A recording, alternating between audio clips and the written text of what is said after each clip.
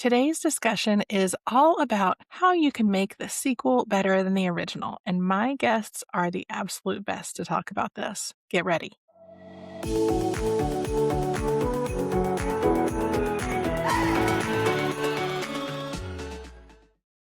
Welcome, welcome. I am so excited about today's guests. I have been following them for a while from afar and love the work that they do and the things that they talk about. And I should note that they are both going to be featured speakers at this year's Stepmom Summit, and you can get on the waitlist at thestepmomsummit.com. We'll put the link in the show notes. But today we are talking to José Rolón and Jaimie Kelton. José is a prominent New York City-based LGBTQ plus Latinx content creator, single dad, and premier wedding planner. He is best known for his inclusive event planning company, José Rolón Events, and you may also know him online from his hugely popular Instagram account, NYC Gay Dad. Jaimie Kelton is an award-winning actor, voiceover artist, podcast host, and author. She is the host of the award-winning podcast, The Queer Family Podcast, which is the show all about family, but with gay. And together with José, they co-host Love Take Two, which is a podcast celebrating life's second acts and proving the sequel can be even better than the original, which seemed very apropos to bring them on to have this conversation. So I hope you enjoy it. I sure did. Jaimie and José, welcome. I'm so excited to have y'all here. Thanks for having us. Yes, thank you. Absolutely. So I always love to ask my guests their origin stories. I have a lot of stepmom guests, but for my non-stepmom or step-parent guests, I like to know how they got here too. So Jaimie, José, tell me, how did you get to where you are? My wife and I, we live in New York City. We knew we wanted to have kids, and we always thought that I would be the one to carry the kids. This is a very LGBTQ parenting story, so forgive me, but I'm going to go straight into the queer family building thing because we call it our origin stories, and we talk to our kids about their origin stories because there's always some explaining to do. So we always knew we wanted kids. We kind of assumed that I would be the one to carry. And then right after we were married, my wife did a complete 180 and decided, you know what, I want to carry too. So she was older, so she went first. She did fertility to get pregnant.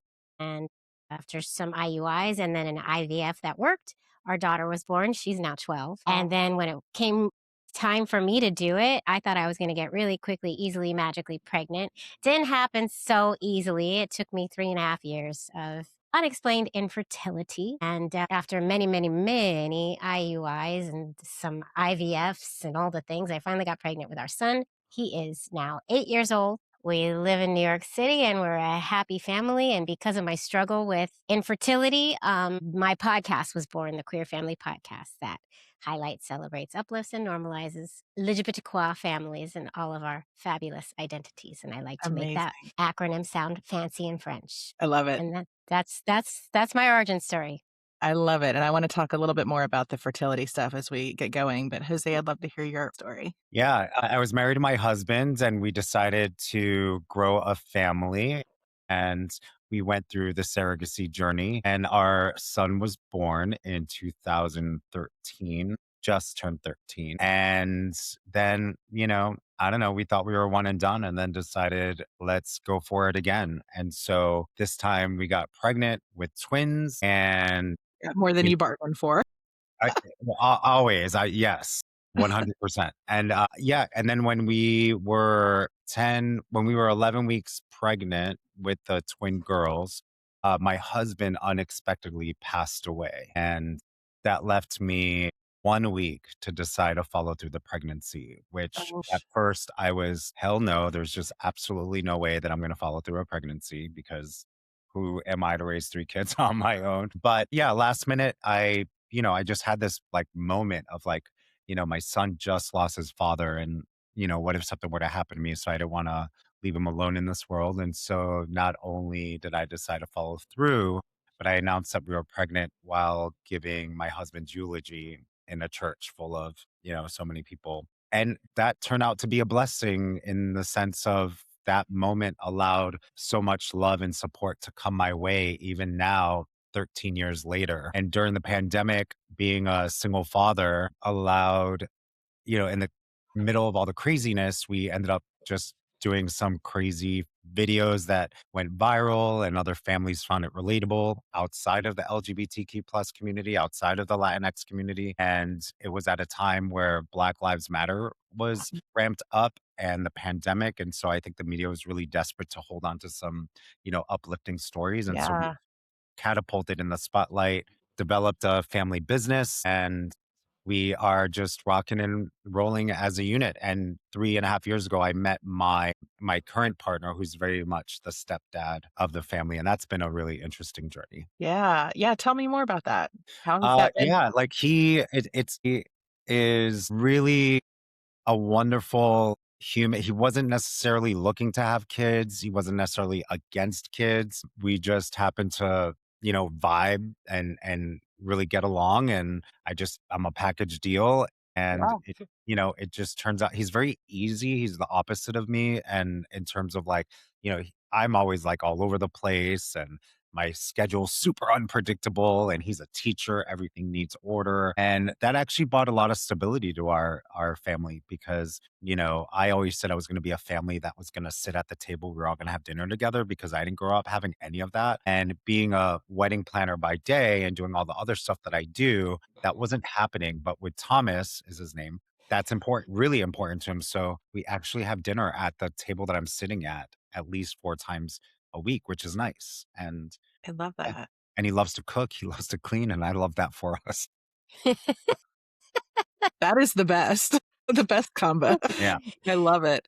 Well, so y'all both have had kind of your own public space that you've been talking about your story. Tell me how you decided to, I mean, Jose, yours was during the pandemic and you started kind of sharing content online, but I'd love to hear from both of you, like how you started sharing publicly, why you decided to do that, and then how you guys kind of found each other in this new, it's not that new, but the podcast that y'all are doing together, because I think that that's an amazing offering into the world and into, families who want to feel more like they have a place. Totally. I can start it because I think I already kind of touched on it a little bit, but because of my infertility and how, I was feeling very lonely through it and getting sad as you do when you're going through infertility. I felt this yearning to hear stories like mine mirrored back to me. And I had just recently discovered podcasts. This was the same time that Jose's son was being born too. So this was around the same time. And I had just discovered podcasts and they were new. They were relatively new, but there was already a podcast about everything. So I was like, I'll go look for podcasts. I'm sure there's a podcast about lesbians trying to get pregnant. There has to be. And there wasn't. There wasn't anything even close to it. I found a lot of infertility podcasts, but they were all through a very heteronormative lens. Yeah.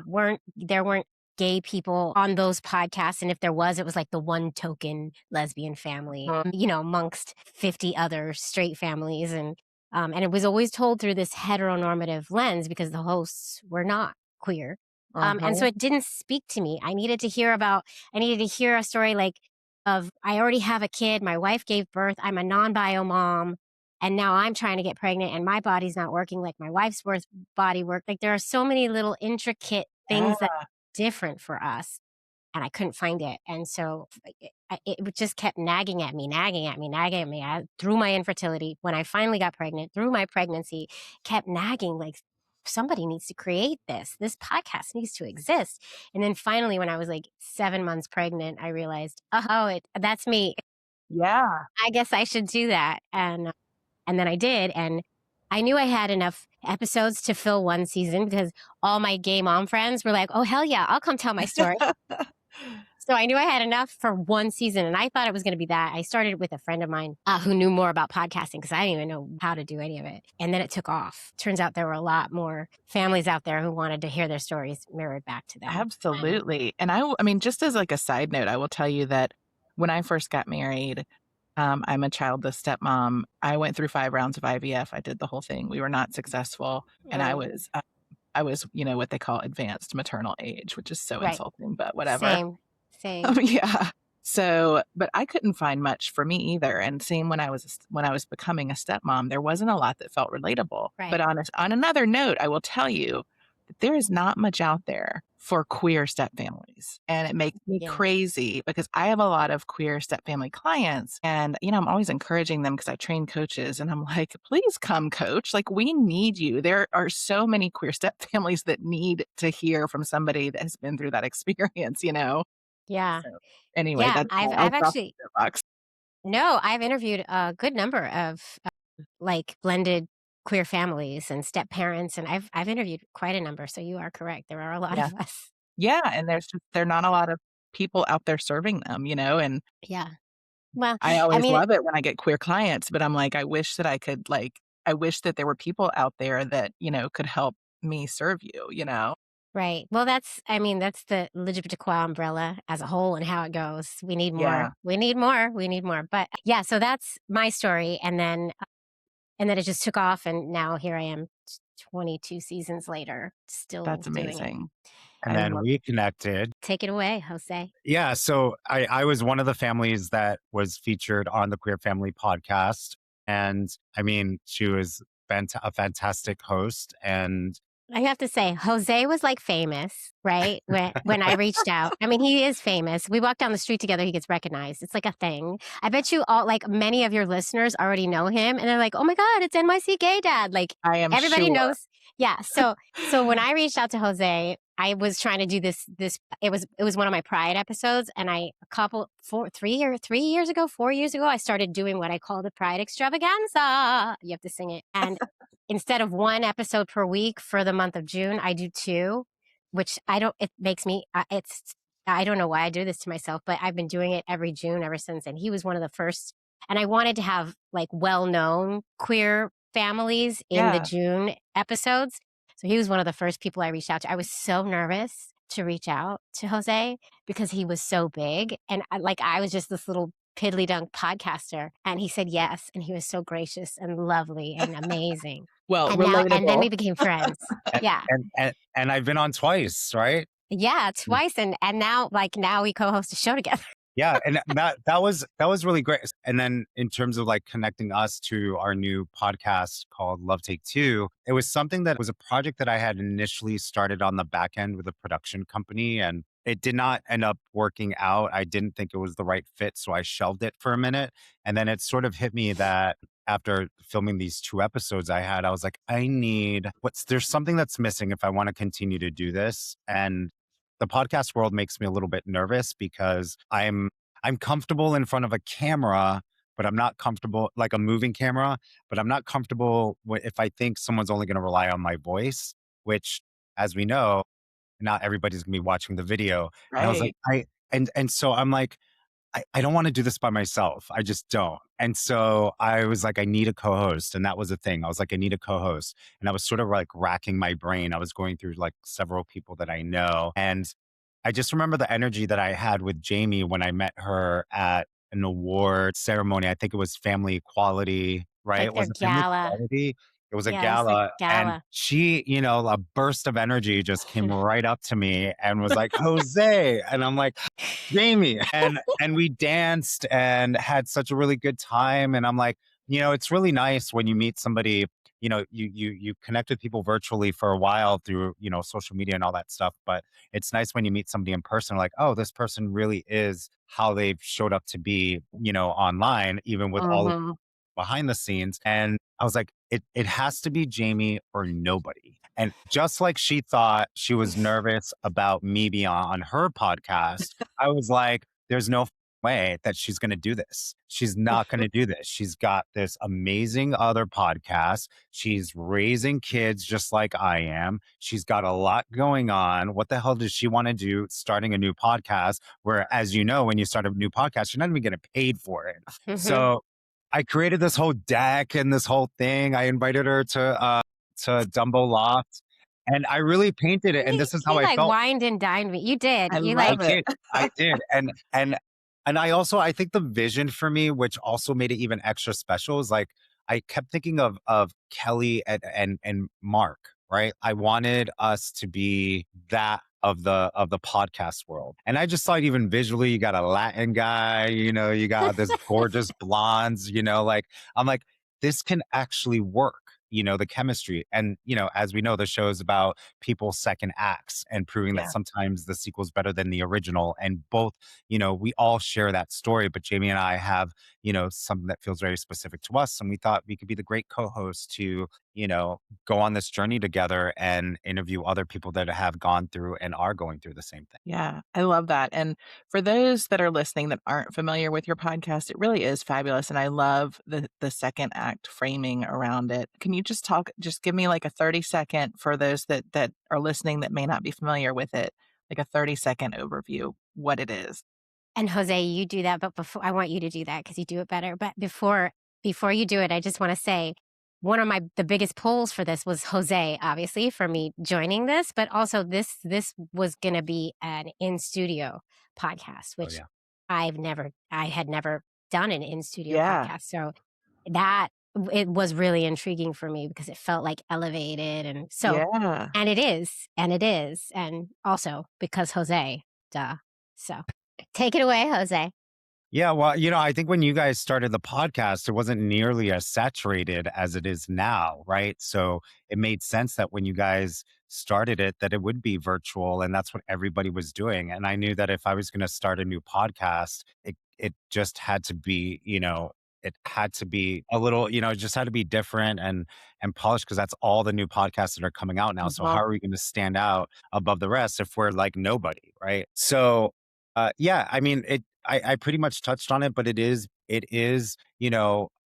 I think it's meant for creatives that are in their 30s, 40s, 50s, and 60s who are really in their own moment right now. They feel like their take one may not necessarily have worked out and they pivoted and now they're doing something that they truly enjoy. And I do love the line of proving that sometimes the sequel is better than the original Yeah. because there are very few movies that are like that, like Aliens is better than Alien, Back to the Future 2 is better than the original, Terminator 2, right? It's like Dark Knight Rises.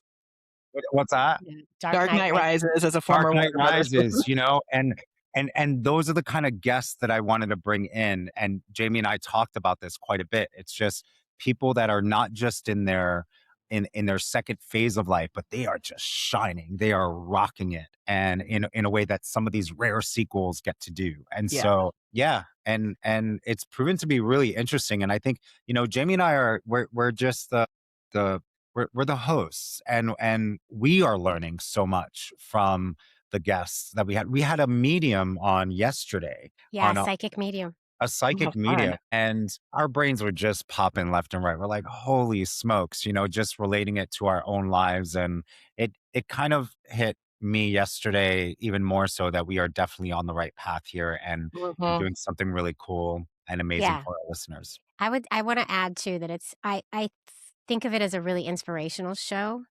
Whereas like the Queer Family Podcast, it's kind of like it's there as a resource, it's there to help you, it's there for catharsis to hear your story. Love Take Two is there for your inspiration, for you to be Mhm. inspired to to do the thing, to listen to that little voice inside your head, to listen to Yeah, that nudge, right? And I think step parents would really resonate too, because For a lot sure. of step parents are in a very strong Take Two moment, if we can be absolutely. honest. Yeah. I was just gonna say, as someone who is in her take two moment, both professionally and as a stepmom, thank you for putting this out in the world because people need to hear it. I mean, it really, I think you do see more and more people kind of changing careers midlife, but also in the blended family context. I Yeah, mean, 40% of American families are blended families these days. And I yeah, mean, it's really wonderful to hear all kinds of stories about Take Two that inspire people. So I think the work that y'all are doing is just fabulous. And thanks. and Yeah, and to, and to hit on that real quick, it's like some people might assume that it is maybe connected to relationships, but really it does encompass your work, your Mhm. relationship. Like, and I love what Jaimie came up with this in the middle of all of us, designing the logo and all of this stuff. She's like, it's love, comma, take two. It's almost Yeah. like a love letter to yourself. Yes, yes. And that when Jaimie had that coming out of her mouth, we were like, "Yes, that's it. That's all of it right there wrapped up." I love it. Yeah, yeah, did I I? mean I don't think I came up with that. I don't know. I'll take the You credit. did. I think you did. We might have to go back and check that out. I love Well, it. I'll take the credit. I think it's brilliant, and it's clear that you guys are passionate about this, and I love it.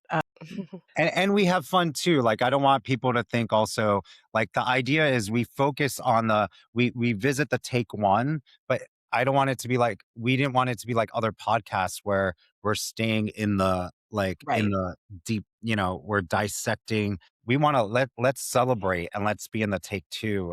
Yeah. And yeah. Yeah, also, I don't know how to stay in the heavy. I have to joke. I have to make jokes. I have to lighten it And up, sing. You have to sing. and I have to sing, and I have I've to picked jump up up on and that. dance sometimes. It's problematic. So, I love it. Well, so not to get too into the deep, but That's okay.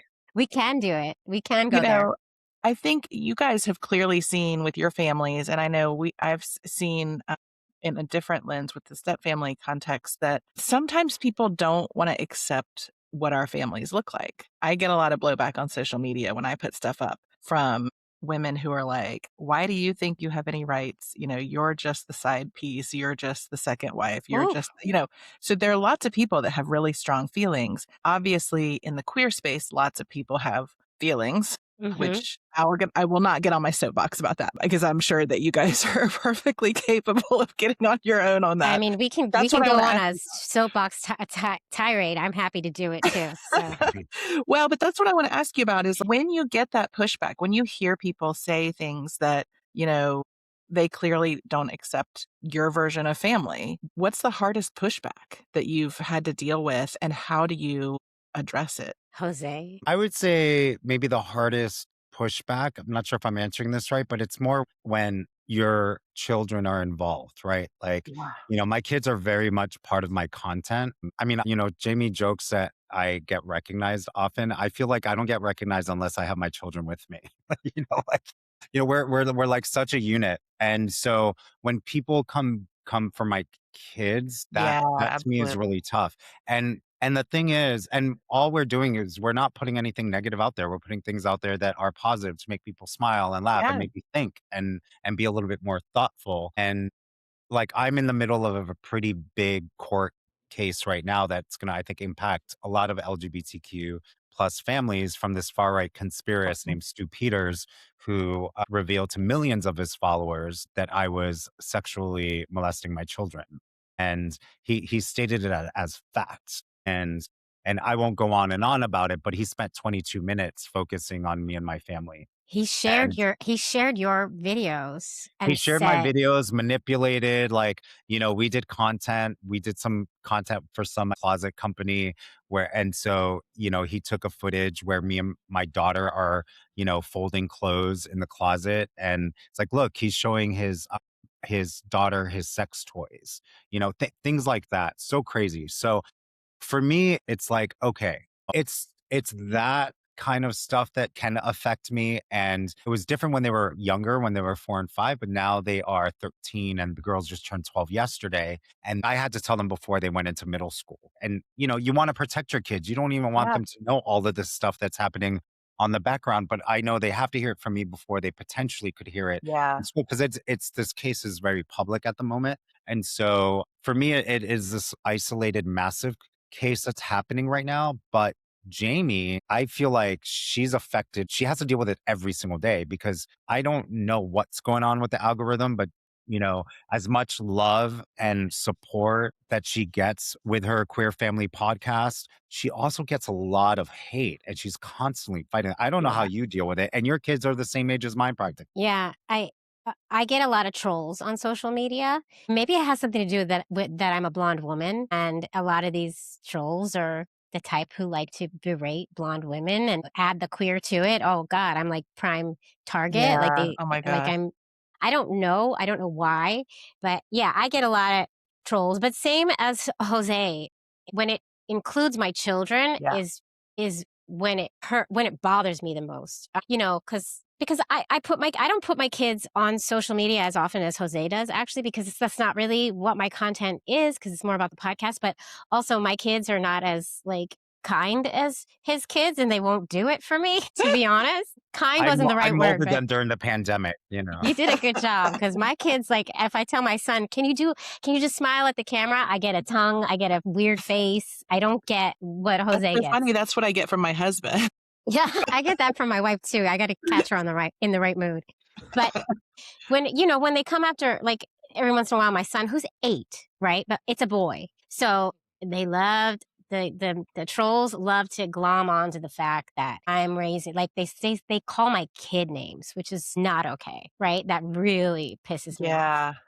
And then, I get people who are like, when I clap back, because I here and there will clap back. Sometimes I'll just delete and let it go. But when I clap back, I'll get people saying, well, you put yourself out there. You're asking for it. You can't come. And that pisses me off too, because I put our story out there for a reason, because representation matters and visibility Yep. matters, and I can do it. So I'm doing it. It's like I'm making a stance here because we need more of it. Yeah. And yeah. so when people say stuff like that to me, it hurts. It cuts deep, because I'm doing it for a greater purpose. I'm not doing it because I want my kids to be known on social media. You know what I mean? Like, I'm That's doing it the for thing a that reason. kills me is, like, I think all 3 of us are very mission driven, right? And so, like, we're Right. putting stuff out there to make the world a better place. And you have these keyboard Karens that, like, Yep. have nothing better to do with their life, to Yeah. then go online and troll somebody. And Yeah.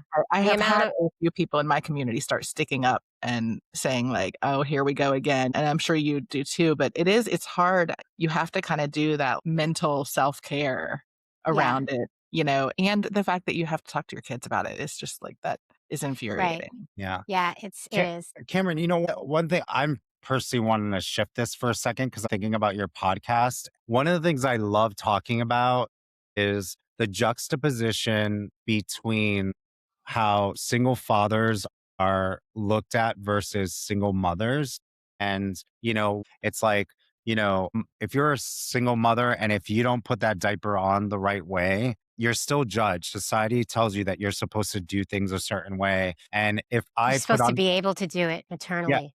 yeah. Mhm. And if I put on a diaper backwards and there's a little shit stain, I'm still applauded. Like, I'm still like, he did it. He did it. Yeah. And tying back to your podcast, it's like, Thomas gets applauded all the time on social media as a stepfather. Because he stepped up. Mm. That's what stepdads get Yeah. thanked for stepping up, and Yeah. stepmoms get castigated for trying to take mom's place. Yeah, And like, step back, sit yeah. back, sit Yeah. back. And Right? that's Yep. exactly my point. It's like, not Yeah. at any point, as much as we're also talking about how we get hate online, one thing we don't get hate on is Thomas coming in as a stepdad. Yeah. And whenever he makes a cameo, my followers love it, right? But yeah, that's just not how society views stepmothers at all. It's like coming in with So true. judgment. It's coming in, getting ready to, they'll find one little thing. Oh, look, did you see the way she just looked? Like, if you pause it at like 6 Yeah. seconds, she gives this look. She's not the real deal. It's stuff like that. And Thomas would never get any of that. Yeah. It's No, it's it's how so women are treated in general in In society. general, It's patriarchy. absolutely. Down with the patriarchy. No, it's so true though, and research backs that up actually, Jose, that there's a higher incidence of depression among stepmoms than there is with biological moms, but also stepdads. Yeah, Yeah. because you're expected to do it all. You are still expected to do it all and do it perfectly. However, don't do it too much. Yeah, Right? Like, it's like that. Yeah. exactly. It's like the Barbie speech. Right. Well, Exactly. It's And also, being a woman. I'm noticing like, when a stepdad shows up, there's already this show up of respect. When it's a Mhm. stepmom showing up, it's like, you have to earn my respect. Yeah, who do you think you are? Have you seen there's this new, you should do it with your kids, Jose. There's a trending thing happening on social where it's all about breaking the cycles, but it's like a father and his kids. And it's Oh, one of yeah. those things like, take a step forward if Yeah, your I see that. dad has brought you to school before. Take a step forward if your dad has made your lunch. Take a step forward if your dad knows your teachers, blah, blah, blah, right? And all these dads are doing it because they're so proud of themselves for breaking the cycle. They actually show up for their kids and they get accolades because they're doing the bare minimum. Yeah, Like, I need to do a lesbian mom version of it I that, love it. like, We'll have to look for a stepmom version too. flips the narrative, because I'm like, gonna do an extreme version. Step forward if your dad didn't beat you with an iron. There it is. That's what you need to do. Oh my God, I you love should it. do that. All that being said, Jose, I do love that Thomas gets applauded. I think that that's fantastic. I mean, I don't want to take anything away from all the stepdads that get applauded for the work they do, because their job is hard too. I mean, being step parent, whether you're stepmom or stepdad, is hard. And so Yeah, I mean, I'm glad that he's getting recognized for it. yeah, I mean, 100%. I think he deserves the love that he's getting. But yeah, there's such a big difference between men and women in every area, really. Yeah. Yeah, I talk about this a lot. Yeah. Yeah, I definitely agree. Down with the patriarchy, Jaimie. Like Mother's Day, I get Happy Mother's Day all the time when it's Mother's Day, but rarely do moms get Happy Father's Day on No, Father's It's Day. true. no. That's true. You know what? We sent our kids to this Catholic daycare. We're not Catholic, we're not religious, but we live in New York City. It's very expensive, and it was the most affordable daycare that we could get. So we sent them to the Catholic daycare. They sent both of my kids, like 4 years apart. These children are.